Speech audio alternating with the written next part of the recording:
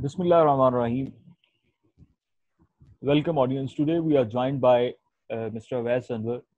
He's an international law expert and a director of research at Research in Society of International Relations, Islamabad. Assalamu alaikum, Oves. How are you? I'm very good. Thank you very much. Thank you. Today, audience, today we are discussing about the Israeli annexation of West Bank. And to discuss this, first of all, we will bring the issue, what is the problem and where the solution lies. Oves, your comments on this, the annexation and the process Israelis are following. Well, it's very interesting how this has entirely emerged, and especially over the last few years. I think the main catalyst for this has been the administration in the United States. Trump and the Trump administration has really been, unexpectedly has promoted a certain acceptability of Israel's illegalities under international law. So from the move of the embassy to Jerusalem to now the almost, tacit acceptance or actual explicit acceptance of the annexation of, various territories of the Palestinian people. So what we see is from a political angle, there's acceptance there.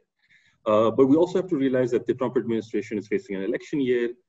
Trump seems to have backed off to an extent, and that is why these plans of annexation, which were almost going to happen immediately, have been thwarted to some extent.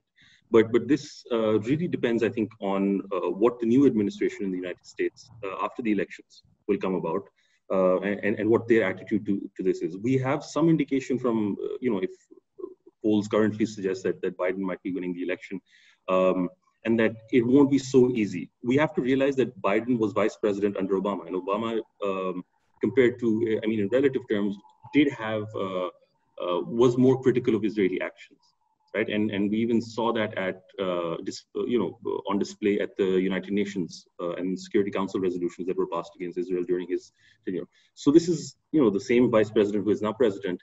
We might see a slightly more critical issue, but there's always a red line to which the US will not cross when it comes to Israel. So, for example, Biden's already said that he's not in favor of singling out Israel for particular violations at international forums such as the UN.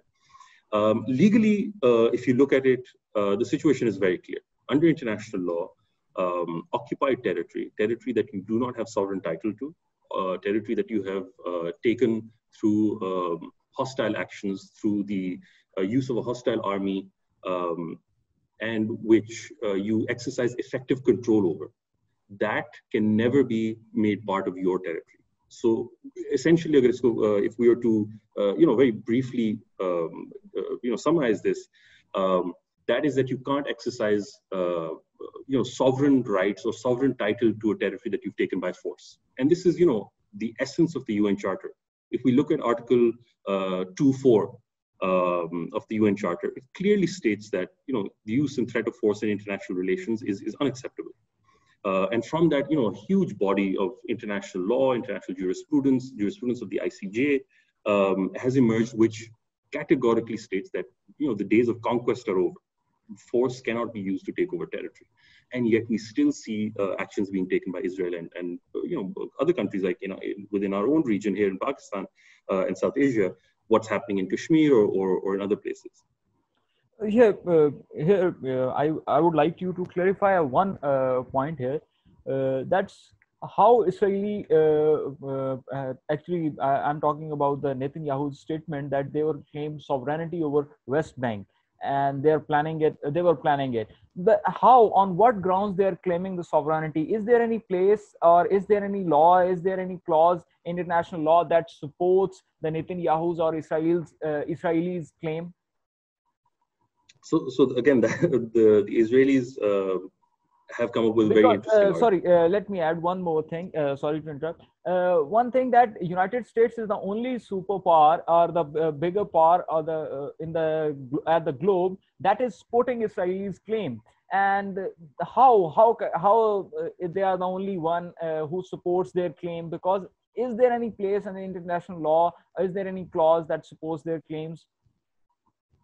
So again, as I was mentioning, it's very interesting that the argument that the Israelis have developed at international forums and with the guise of international law, is based on, say, historical rights. And this is a completely acceptable form of trying to gain title to a region. But the kind of historical rights that Israel is arguing, just the other day I was reading an interview or watching an interview of the Israeli ambassador to the UN. And he said that Israel bases its rights on biblical rights. Rights based on their religious texts, which document the Israelites coming from Egypt to the land of Canaan and Judea and all of these areas, and it's based on that. However, historical rights have problems because, as you can have overlapping rights. You can have treaties that are built on top of rights of other people. Now, where do you draw the line there? And in essence, what you see is that if you're looking at biblical rights, or if you're bringing in theological arguments here, then there are competing theological arguments, and so it becomes a very difficult area to govern. International law is a secular mechanism. The UN system is a secular mechanism. So bringing in these rights can seriously undermine the operation of international law, and international law, frankly, does not have space for this to quite an extent. So under international law, the short answer is that no, there is simply no basis for Israel's initial occupation, and now annexation of those territories. It's categorical. There's no two ways about that. You cannot conquer territory through force and then make it your own territory. So under international law, here, thank you for summing this up and highlighting this complicated issue. Here, another complex matter emerges that in West Bank, there is a complex identification system that is imposed on Palestinian. There are two passports and there are two registration number plates of the cars. Like there are segregated roads where specific number plates are allowed to travel. How you see these? Are these civil rights or a violation of civil rights, or these are the violation of human rights? This is an excellent question that you've raised. What we see here is what has emerged in international relations, international law or international relations parlance as apartheid laws and apartheid mechanisms that have been applied. And apartheid, is linked to South Africa. We know the history of apartheid, the various discriminatory laws and racially backed laws that existed there. And that's almost, in many instances, being now imported into Israel from that bygone era. And we thought that would be the end of it, but that's not the case. Individuals who are identified by their race or their religion or by their ethnicity, non-Jewish individuals such as the Palestinians are clearly being discriminated against. You have different roads, you have different mechanisms, you have the Israeli wall that separates areas, which the International Court of Justice clearly said was a violation of international law, and the people affected by it need to be compensated by it. Now, of course, this was the Israeli wall opinion was an advisory opinion, so as such, it wasn't binding as a thing, but it clearly listed down what the international law position is on this.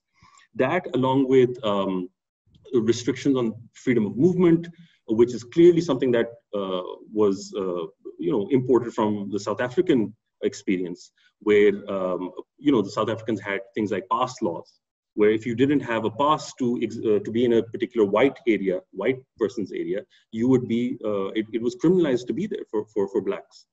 And another aspect of this is the forced population removals. So Israeli settlements that have emerged, and you have, I think, under 1 million Israeli settlers who have now lived in these areas. Again, again, that is simply a process of what UN human rights experts, very recently last month, on the 16th of last month, said was the Bantustan of the Palestinian people. And these Bantustans were something that, again, came from South Africa and from Western Namibia, where you had 10 pockets or regions or small territories where the blacks were allowed to live and to live their lives. But outside of that, they had no rights. Their passports, their identities, their citizenship was revoked by the South African government. And that's almost exactly what we see here.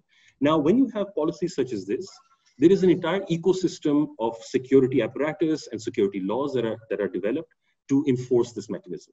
And that in itself is an illegality, right? So if you have the primary illegality is discrimination, an apartheid state that is developed here, and to be able to promote that, then you need to have security mechanisms, how the Israeli defense forces operate, how the Israeli police operates, and various laws that empower them to take these discriminatory actions. And that's what we see happening in Israel. Just one more point.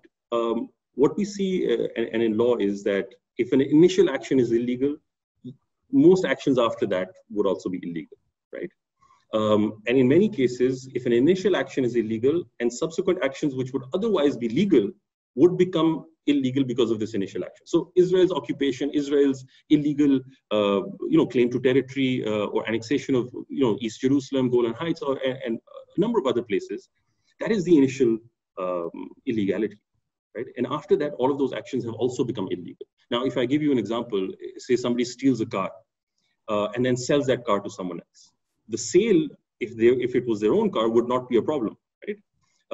But it becomes illegal because the initial act of stealing was illegal, right? Thank you. That's one thing, but that's just one aspect of Israeli actions. Because of the initial illegality, now actions are illegal, but also a lot of the actions that the Israeli government and the Israeli state are taking are illegal in their own right. So, for example, targeting Palestinians in protests. We've seen snipers being used. We've seen children being, issues of, for example, collective punishment that takes place, where, for example, if rockets are launched or if something else is done, the civilian population is targeted.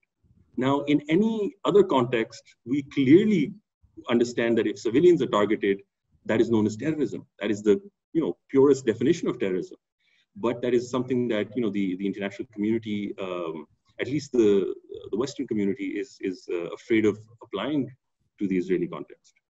Thank you. Thank you for this amazing answer and giving this fantastic example to justify their position. Coming to the conclusion, could there be, in your opinion, could there be any hope for Palestinian in near future? And what could be the way forward for Palestinian in these circumstances, in your opinion? Well, as we've seen over the last few years, it's a very, very difficult position for the Palestinians.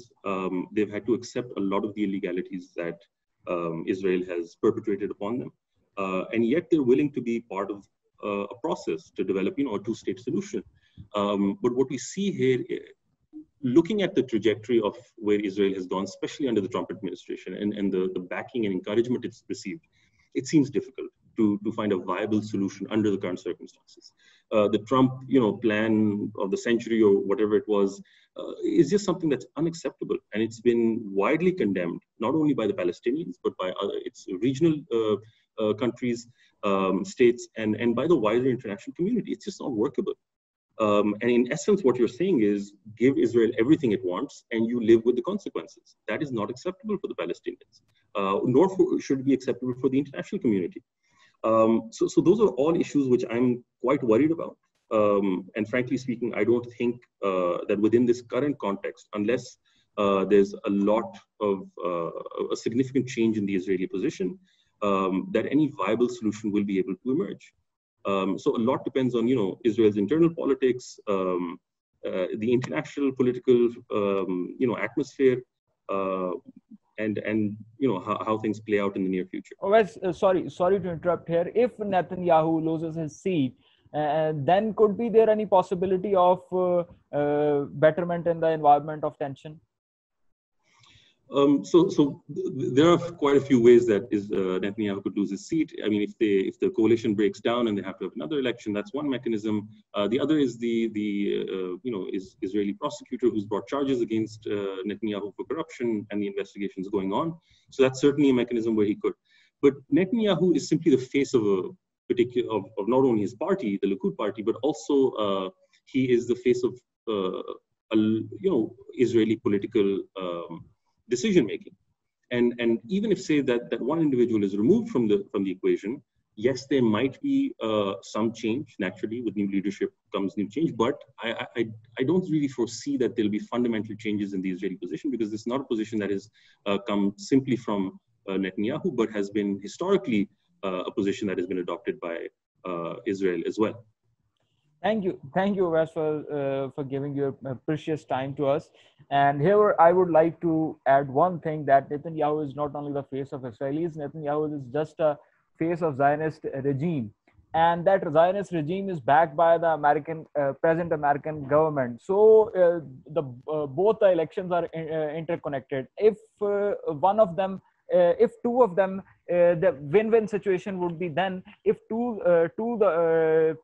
and Netanyahu both survive. If one of them is going to lose the election or lose his position, then we are seeing a delay in this annexation process, and there would be complications and few false flag operations and military aggression in the region. So thank you, viewers, today for giving us your time. See you next time with the next guest and with the next interesting topic. Thank you so much. Thank you. Thank you.